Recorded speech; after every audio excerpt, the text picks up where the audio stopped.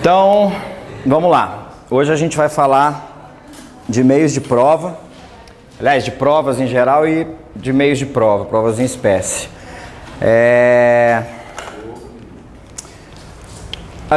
Na aula passada, a gente tinha falado da audiência, né? De instrução. Olha o que fala aí o artigo, salvo engano, 336. Vê se é esse que fala que, via de regra, as provas vão ser produzidas na audiência.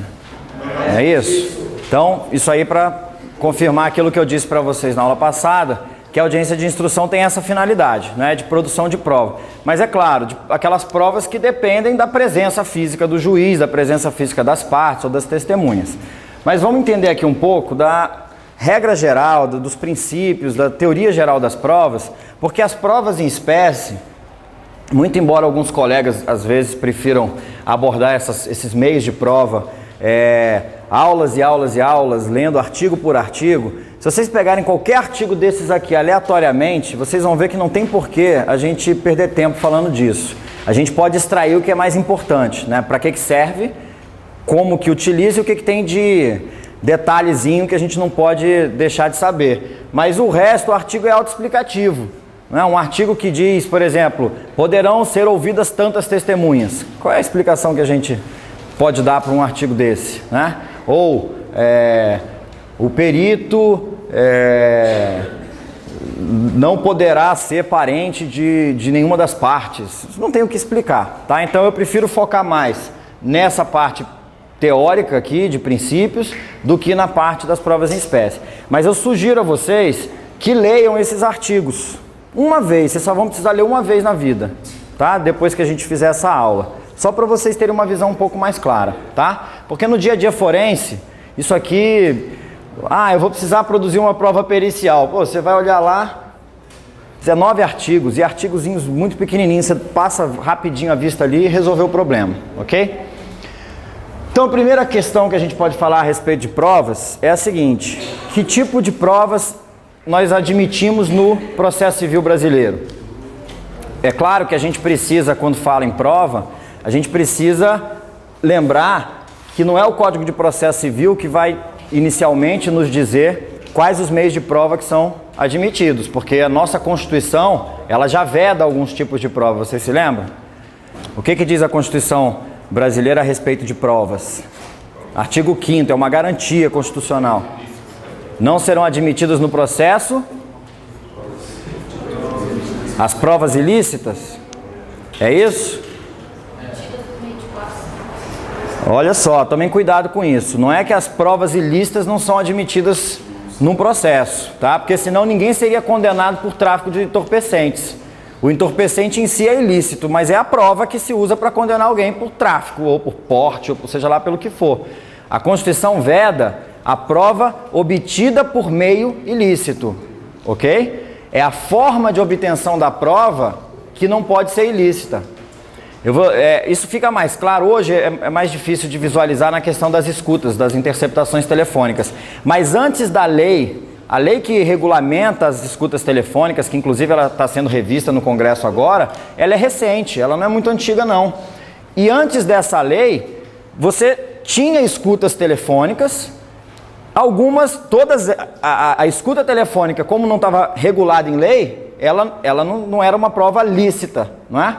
Mas a partir do momento que o juiz permitia essa interceptação, ela se tornava lícita. Mas a prova que se tornava lícita, o meio de obtenção era lícito, por isso era válido. Porque o Supremo, quando interpretou literalmente o inciso do artigo 5º, e aí disse assim, não, se o juiz está determinando a interceptação, o meio de obtenção dessa prova é lícito. Agora, se um araponga lá da Polícia Federal ou da ABIN faz uma escuta clandestina e com isso consegue encontrar algum ato ilícito ou qualquer coisa, essa prova não vai servir para nada. Por quê? Porque o meio de obtenção dela é ilícito, tá? Então o que a Constituição veda é o meio de obtenção ilícito.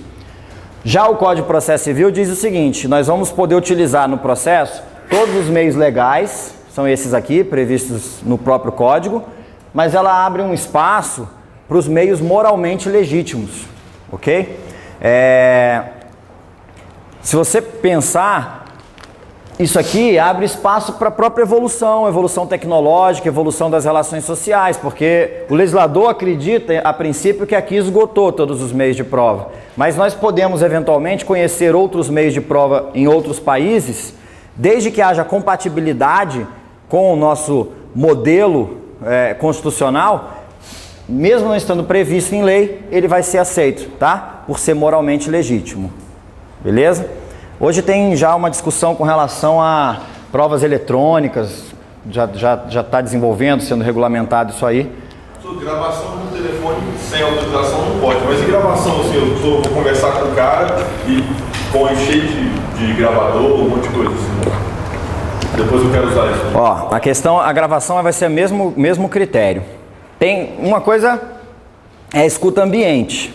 Escuta ambiente vai ter regras próprias, já há bastante divergência. Você está no meio público, conversando, né, e a polícia faz muito isso, né? Vai lá, fica um policial filmando, o outro se aproxima e tudo mais.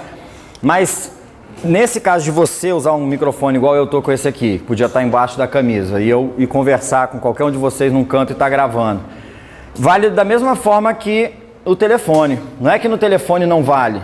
Ela tem uma exceção que o Supremo entende. O Supremo aceita aquela gravação mesmo sem autorização judicial, desde que ela seja utilizada em sua defesa, porque é a ampla defesa. Então a ampla defesa cobriria esse impedimento. Quer ver como é que a gente traz isso para o processo civil? Eu tive um caso que eu conheci lá no Rio de Janeiro. Eu tive um caso, parece... Vou apanhar em casa quando chegar em casa. Eu tive um caso que eu... Não, um caso quando eu era advogado. Me trouxeram um caso, e esse caso era o seguinte. Um diretor de uma área lá qualquer da Rede Globo se separou da mulher e casou com uma atriz da Rede Globo. A ex-mulher começou a infernizar a vida do cara. Infernizar e discutir pensão alimentícia e patrimônio, não sei o que mais.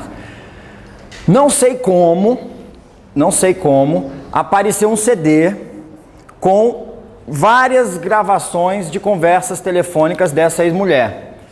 Essas conversas tinham assuntos desde ela conversando com a mãe, dizendo que tinha ido no terreiro de macumba e colocado o nome do cara na boca do sapo e amarrado e não sei o que, até uma conversa dela com a mãe dizendo que tinha contraído uma doença venérea e que ela não sabia de quem ela tinha contraído e para quem que ela poderia ter passado. A mãe disse, olha, é melhor você ver com quem que você saiu para você avisar a pessoa para ela procurar um médico.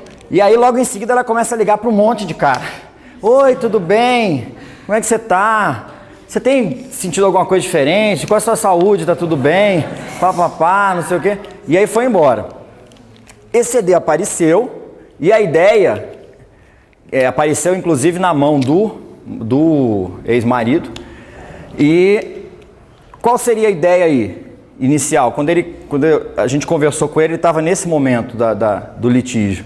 Ele falou assim, a gente não pode juntar esse CD para mostrar que ela está infernizando a minha vida e que ela é promíscua, que ela é isso, ela aquilo, aquilo outro. Eu falei, não pode.